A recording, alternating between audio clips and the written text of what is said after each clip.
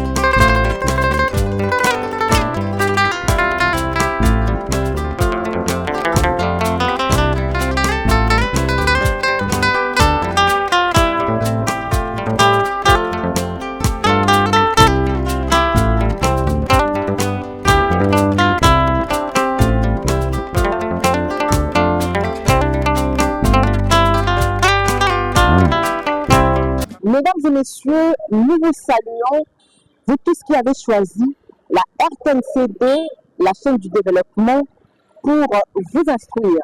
Nous vous présentons ce programme Les Voies du Progrès, qui est en réalité le schéma du développement. Votre chaîne ira à la rencontre de personnes qui ont acquis des compétences et différents moyens et on va les suivre sur le terrain pour voir comment elles arrivent à réaliser tout ce qu'elles ont appris et comment est-ce qu'elles gagnent leur vie. Donc, ceci est votre télé-réalité. Vous tous qui avez besoin de participer, le numéro est affiché au bas de l'écran. Nous allons à la rencontre d'un architecte congolais et nous allons le découvrir ensemble avec vous. C'est parti.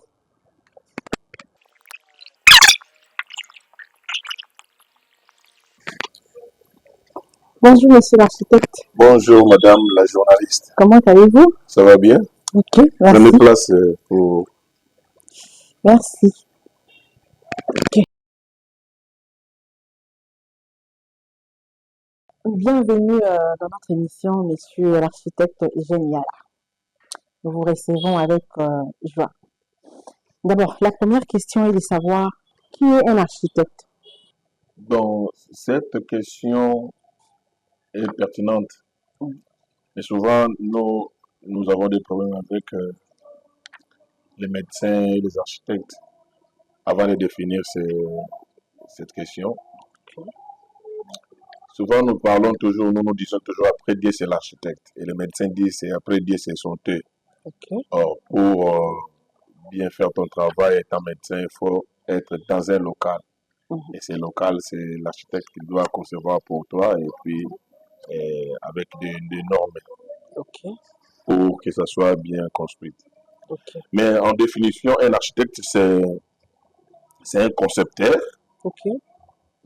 C'est une personne qui conçoit, qui dessine et qui supervise la construction d'un bâtiment. C'est-à-dire, l'architecte est là pour faire la conception d'un projet, d'un bâtiment d'habitation, d'un logement ou d'un bâtiment public. Et quand il termine à faire la conception, par rapport à la demande de son client, et si la conception est acceptée et approuvée par les clients, à ce moment-là, il a la deuxième phase à faire, c'est la réalisation et la supervision pour la construction de ces bâtisses qu'il avait conçues. Ok. Comment avez-vous eu le goût de l'architecture? C'est une longue histoire. Quand j'étais enfant, j'aimais beaucoup la musique. D'ailleurs, j'ai commencé déjà à jouer dans des petits orchestres du quartier. Mon papa a constaté que s'il me laissait comme ça, j'allais perdre ce que je suis aujourd'hui. Il m'a inscrit dans un institut en face de la prison de Makala. À l'époque, c'était Itibumbu. C'était juste l'école pour la construction. Iti Institut technique industriel. À l'époque, on avait aussi des Belges comme des Paul, des M. Borgenot, M. Wu. Mais comme je n'avais pas aimé, pourquoi je n'avais pas aimé? Parce que à chaque fois quand je rentrais avec les ficelles qui avaient le niveau, au quartier, on m'appelait par les amis maçons. Et quand je rentre, à chaque fois, maçon, je n'avais pas vraiment aimé. Par conséquence, je n'avais pas réussi en troisième année. J'ai été en dessous de 50%. Alors, à l'époque des Belges, 50, si tu n'as pas 50%, tu ne vas pas reprendre l'année, tu dois quitter l'école. Et j'ai quitté l'école, je suis allé maintenant m'inscrire à l'Athénée de la Gombe. C'est là où je faisais les études scientifiques, maths, physique. Et ça n'a pas tenu là-bas jusqu'à ce que mes parents m'ont envoyé à l'internat parce que j'étais turbulent. Ils m'ont envoyé à l'internat. Et c'est là où maintenant je faisais mes études. J'ai terminé en section scientifique, option maths, physique. Et quand je finis, c'est à ce moment-là que j'ai réalisé vraiment que l'idée de mon père était vraiment géniale. Donc, il faudrait que je puisse faire l'IBTP. Donc si je comprends bien, votre papa, il ne voulait pas que tu joues de la musique, que tu deviennes Et que tu effectivement, parce qu'en deviennes famille, musicien. à l'époque, Par contre, c'était une profession de barbare, vraiment, une profession pas comme maintenant, là, on voit les ferrets, par exemple, et vraiment. ils évoluent très bien. Mhm, Mais à l'époque, c'était euh, une profession de voyou mhm. et que son enfant ne pouvait pas faire cette profession, D'accord, autant mieux qu'il puisse faire la construction. la Il ne construction, pensait pas à à l'architecture. l'architecture, voilà. Et maintenant, quand je suis arrivé à l'IBTP, Mhm, c'était l'année 90-91, on commençait la préparatoire mhm, et il y a eu fermeture. mhm. En fermeture de Ngouma Bindo à l'époque, Ok, Mobutu a fermé toutes les universités. Je suis rentré à la maison, c'est mon papa, mon oncle paternel qui était mon tuteur. ok. Et lui, au retour, quand en 2000, plutôt en 1993, on a réouvert, je voulais maintenant m'inscrire à l'IPN, Ok. qui était tout près de la maison parce qu'on habitait Badadine à l'époque. Et c'est là où mon tuteur, nous on appelle Papa Leki, Ok. qui dit qu'est-ce que tu souhaitais faire? Mhm, Et je lui ai dit, moi je souhaitais faire l'architecture. ok. Il dit, alors va te réinscrire là-bas au lieu de faire l'IPN. Ok. Ici, à l'époque, c'était pas l'UPN, c'était IPN Institut disons, pour être enseignant. Ok.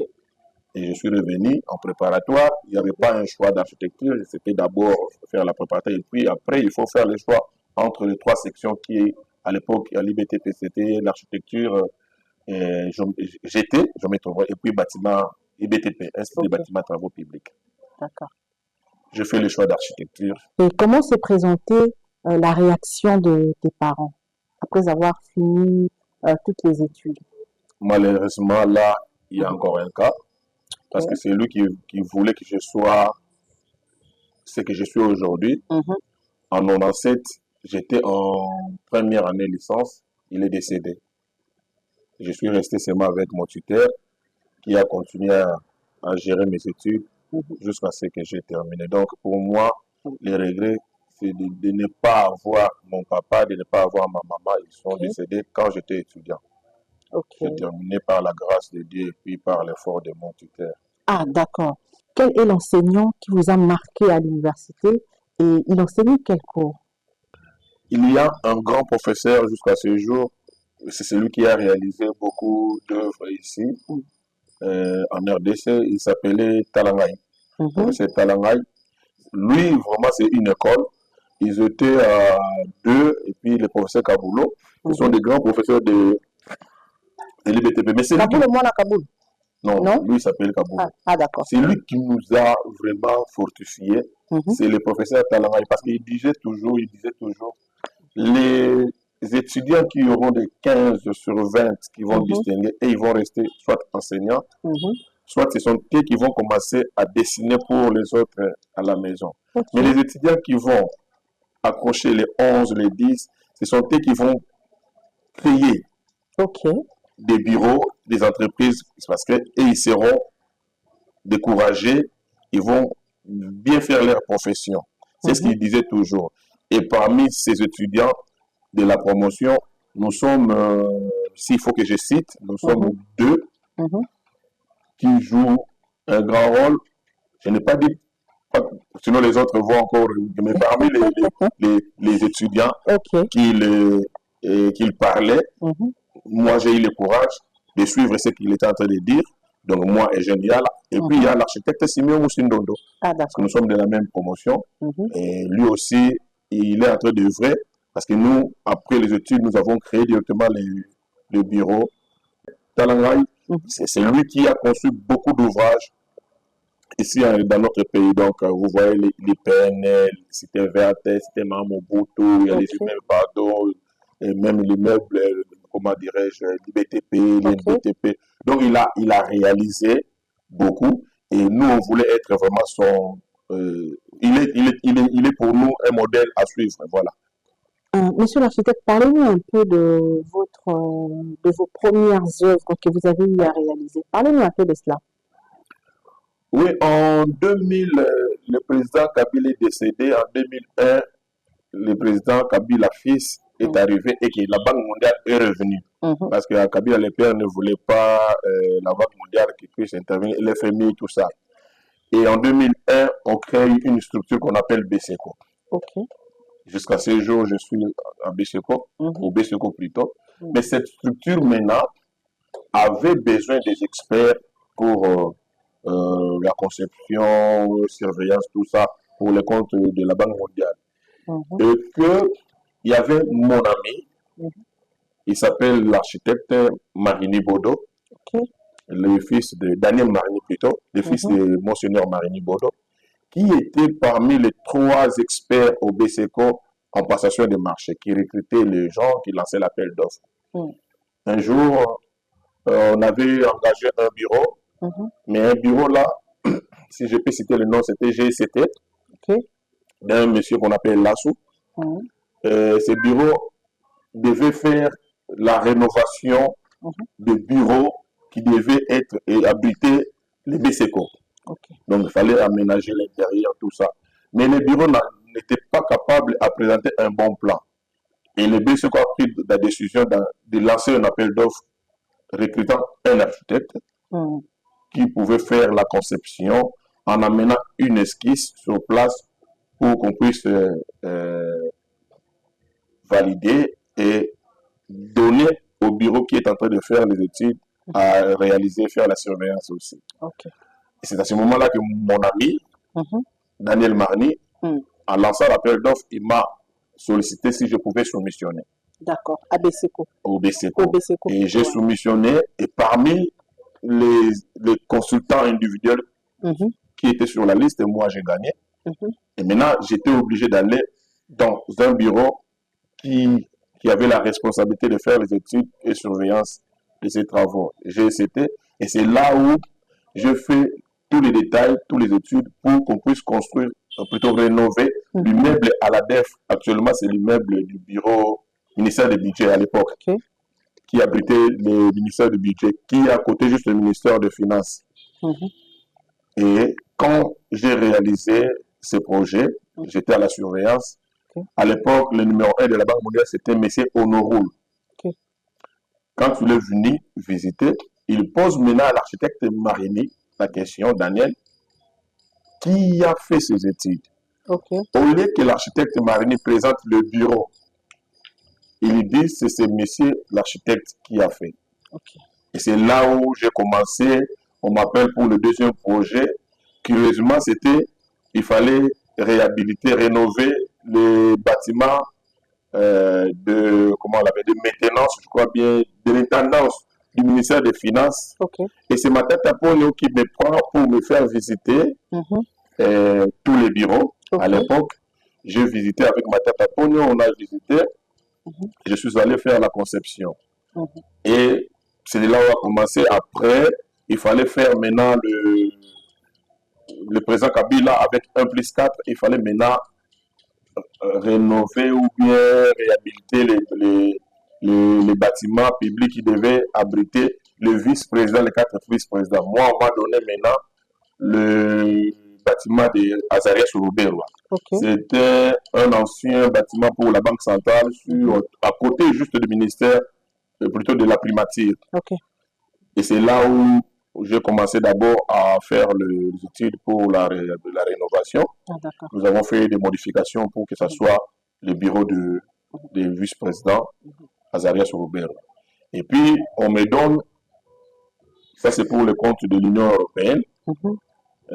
Après, c'était la cellule d'infrastructure. Pour le compte de l'Union européenne, j'ai fait les études pour la réhabilitation de Rouberwa. Et j'ai fait aussi les études pour la réhabilitation des affaires étrangères. Ça, nous sommes en 2004, 2005, je crois, 2003, 2004, 2005. Et j'ai continué. Et on m'a encore donné par les BCECO faire les études pour la réserve stratégique de la présidence qui est à côté de la primature. Nous avons fait les études, nous avons supervisé. Et après, c'était maintenant beaucoup. C'était beaucoup jusqu'à ce que en 2010, on lance l'appel d'offres par l'Union européenne pour faire la construction et la rénovation de la Cour des comptes. Et c'est là où j'ai soumissionné, j'ai gagné. nous avons fait la conception et la surveillance de la Cour des comptes qui existe. Ce n'était pas fini, même l'immeuble intelligent, en 2011-2012, je crois bien, on avait lancé l'appel d'offres pour construire, faire la conception et surveillance de l'immeuble actuellement vous appelez intelligent, que on m'a classé deuxième. Ok. Et après, on m'a donné la DGDP. L'OGDEP, à l'époque, aujourd'hui, c'est la DGDP pour faire la rénovation. Si vous allez là-bas, vous allez voir tous les bureaux sont vitrés, paysagers. C'est notre œuvre, la conception aussi. Et puis, il y a d'autres projets, beaucoup de projets, des écoles, à l'intérieur, à l'est, des écoles, des centres de santé, des hôpitaux. Mais ici à Kinshasa, en 2012, je crois bien, 2015-2018, je fais la conception de l'extension de l'hôtel de ville actuellement. Et c'est là où nous avons fait la construction, mais les gouverneurs qui ne voulaient pas qu'on appelle l'extension, parce que c'était beau par rapport maintenant à premier bâtiment. Et ils ont occupé les bâtiments qui étaient une extension. D'accord. On a évolué avec d'autres projets. Actuellement, nous avons des projets avec des structures FED, 9e FED, 10e FED de l'Union européenne, les projets PDI, tous ces projets de financement de la Banque mondiale, de la BAD. Et je suis toujours dans ces histoires-là pour ne pas aller dans des villas, parce que les villas, pour moi, avec les clients congolais, c'est difficile à rémunérer.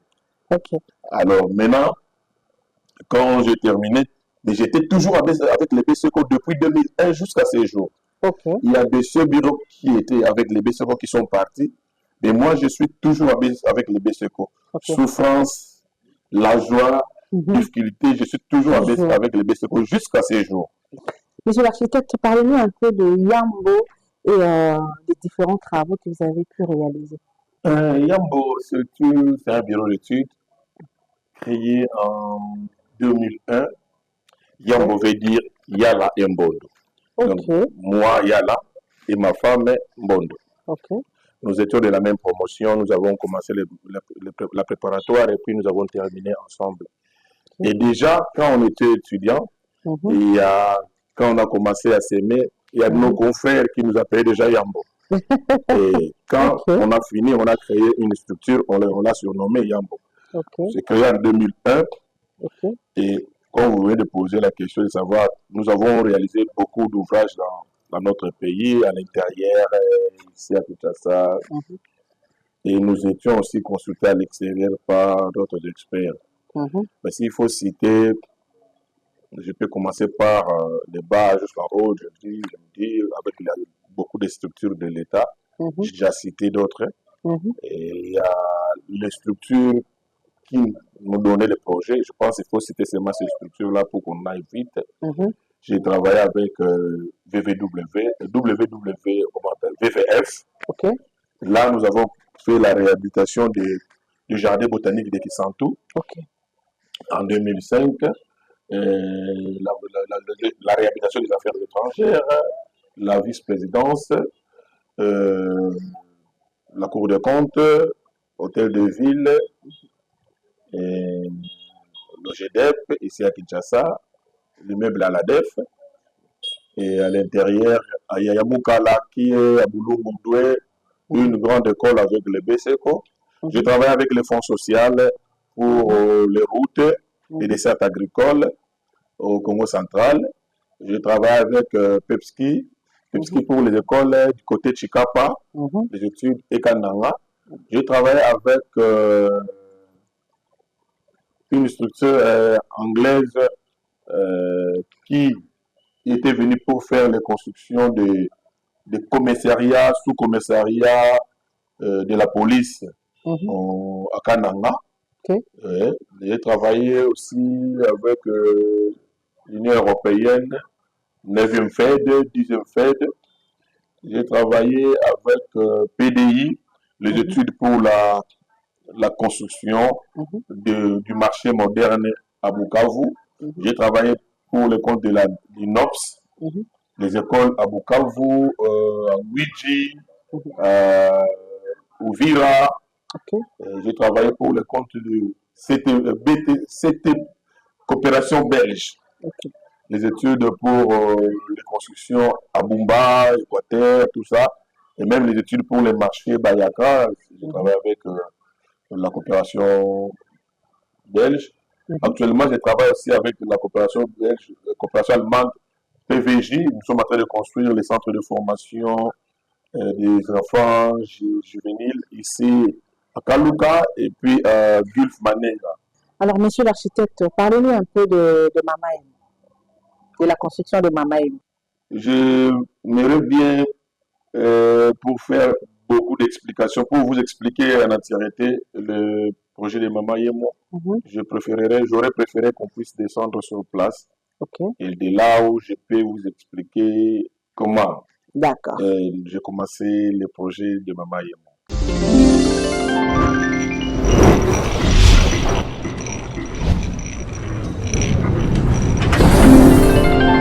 Voilà, monsieur l'architecte, là maintenant nous sommes arrivés au centre hospitalier universitaire Renaissance, hein, si je peux l'appeler comme ça. C'est toujours comme ça, non? Mama Yemo, pour plus de précision. Parlez-nous un peu de Mama Yemo et comment avez-vous gagné ce chantier? Bon, en 2014, on avait lancé l'appel d'offres par le BCEGO, recrutant un bureau qui devait faire la réhabilitation de l'hôpital Mama Yemo, hôpital général de référence. Okay. Nous avons soumissionné pour faire la réhabilitation. Mais après avoir gagné les marchés, on était obligé de descendre pour faire l'état des lieux. En descendant, nous sommes arrivés, on a constaté que Mama Yemo était construit depuis 1912 et qu'à chaque fois, la réhabilitation, c'était toujours rafraîchir le mur, mettre la peinture, c'est la Banque mondiale qui arrive, c'est Vodacom, et tous ces gens-là, ils sont en train de rafraîchir le mur, mettre la peinture par-ci, par-là. Et que les bâtiments sont devenus anciens. Okay. Et nous n'avons pas préféré à proposer la réhabilitation, nous avons proposé le BCECO si on pouvait passer à la construction pour aller en hauteur et que l'espace puisse rester pour le bon fonctionnement de l'hôpital. C'est en 2015 que le ministre de l'époque a accepté qu'on puisse faire la conception de ce projet. Mais c'était complexe par rapport à l'occupation des malades et faire la réhabilitation de la construction. Okay. Et c'est comme ça qu'on a pensé à subdiviser l'hôpital en 3 parties. Okay. La première partie, c'était construire un bâtiment pour faire déplacer les malades de tous ces côtés-là, de tous ces pavillons qui habitent dans les nouveaux pavillons que nous allons, les nouveaux bâtiments que nous allons construire. Et nous avons démoli les pavillons 1, pavillon 2, pavillon 3 pour construire maintenant celui-ci et l'entrée principale et les urgences. Et après, la première phase, c'était ça la conception. Mais malheureusement, à l'époque, le gouvernement était partant et qu'en 2016, nous avons déposé, ils n'ont pas réalisé. Bien donc le président actuel arrive en 2018, le BCEGO a présenté encore le projet auprès de l'autorité et ils ont trouvé que c'était important. Et nous sommes arrivés pour commencer la construction et nous avons commencé par la première phase. Après un temps de construction, le ministre partant, M. Nicolas, l'excellence Nicolas Kazadi, a proposé la construction d'une autre phase, donc au même moment. Donc après 6 mois, 7 mois de la construction de la première phase, le gouvernement a financé encore la 3e phase qui était de l'autre côté. Derrière nous, si vous allez trouver que nous avons déjà construit encore 3 bâtiments là-bas derrière pour continuer le projet.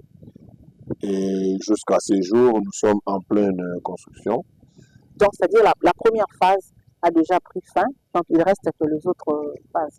Oui, la première phase a déjà pris fin, sauf que nous n'avons pas encore fait la réception provisoire officielle. Ah, d'accord. Ouais. Et les travaux ont coûté à peu près combien comme ça? Pour la première phase, c'est 20 millions, à peu près 20 millions et quelques, plus les avenants. les avenants peuvent nous faire de 5 millions que l'entreprise doit faire d'ici là. Et pour la phase 3, nous sommes à 37 millions, hormis les avenants aussi. Et pour la deuxième phase, c'est encore secret parce qu'on n'a pas encore lancé l'appel d'offres, on ne peut pas divulguer, sinon les soumissionnaires vont entendre ce qu'on va réaliser là-bas, donc c'est pas bon. Mais déjà, les deux phases, la première phase c'est à peu près 25 millions, la deuxième phase c'est à peu près dans les 40 millions de financement. Ah, d'accord. Alors, combien de temps ont pris les travaux de la première phase? Et vous êtes vraiment satisfait de ce travail? C'est moi qui devais vous poser cette question, mais c'est vous. Parce que moi, non, vous-même en tant qu'architecte, avec ce que vous avez fait, est-ce que vous vous dites que j'étais vraiment à la hauteur? Et puis avec je ne sais pas ce que les gens disent à propos de cette œuvre, hein, vous pouvez quand même vous-même vous en parler, non? C'est à vous d'apprécier. Moi, je fais mon travail. Moi, je me dis, ça va. Et là, c'est la population, c'est les bénéficiaires qui vont apprécier. Parce que nous avons fait ce qui nous a été demandé. L'architecte conçoit sur demande de son client. Si vous demandez qu'on puisse vous faire une maison à 2 chambres, et l'architecte réalise. Et si vous venez, vous avez besoin d'une maison à 4 étages, à 4 chambres, cela veut dire que c'est un autre contrat. Il faut encore revisiter le contrat pour faire ça. Donc, ce que nous avons fait, c'était sur demande de l'hôpital Mama Yemo et que nous avons réalisé déjà la première phase. Nous sommes en continuité. Ah, d'accord. Alors, s'il faut dédier ce travail, à qui vous allez le faire?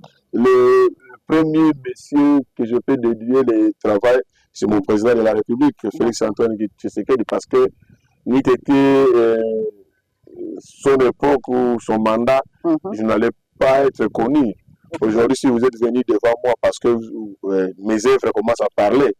Auparavant, on faisait, mais pas de cette ampleur. Maintenant, comme on nous a fait confiance et nous sommes en train de réaliser, étant congolais, cette œuvre, le premier, ça serait toujours le président de la République.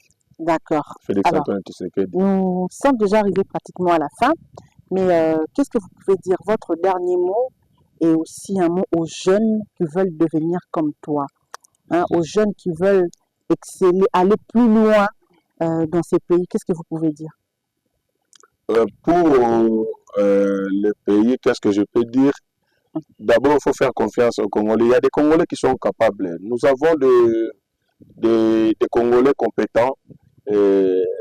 Moi, j'ai toujours dit, tout ce que nous sommes en train de faire par rapport à la construction, tout ce que nous sommes en train de faire dans notre pays, ne vous en faites pas. Vous voyez devant les Indiens, devant les Libanais, mais derrière ceux qui font le travail, ceux qui font les études, ceux qui exécutent, c'est toujours des Congolais. Puisqu'on n'a pas confiance, on ne sait pas faire confiance que la tête soit un Congolais. Voilà pourquoi nous sommes en train de subir tout ce que vous êtes en train de voir. Mais néanmoins que le gouvernement puisse faire confiance aux Congolais, concepteurs, puisse faire confiance aux entreprises congolaises, puisse faire confiance aussi à la main-d'œuvre congolaise. Ça serait vraiment très important parce que le développement de notre pays demande comme ça que tout le monde puisse s'imprégner dans son domaine et se retrouver dans ce qu'il est en train de faire. Par rapport aux jeunes, la jeunesse, il faut être tenace parce que l'œuvre que vous êtes en train de voir aujourd'hui a commencé depuis 2014 sans rien. Seulement la foi, la volonté, la maîtrise de ce que tu es en train de faire, l'assurance et puis la confiance. Toi-même, il faut avoir la personnalité. C'est vraiment complexe, mais néanmoins, il faut commencer quelque part pour y arriver. Parce que le début est toujours difficile. Et c'est la fin qui justifie toujours dans tout ce que nous sommes en train de faire. Donc, aux jeunes Congolais, prenez courage à affronter. Parce que ce n'est pas le même jour que vous allez gagner. Il faut commencer par quelque part et vous allez vous en sortir. Voilà ce que je pouvais dire. Voilà, mesdames et messieurs, j'espère que vous avez suivi cette émission en entièreté et vous aviez vu ce qu'a été Mama Yemo et vous avez aussi compris l'entretien avec l'architecte Mama Yemo et vous avez vu également ou encore suivi la fin de cet entretien. C'est ça, les voies du progrès.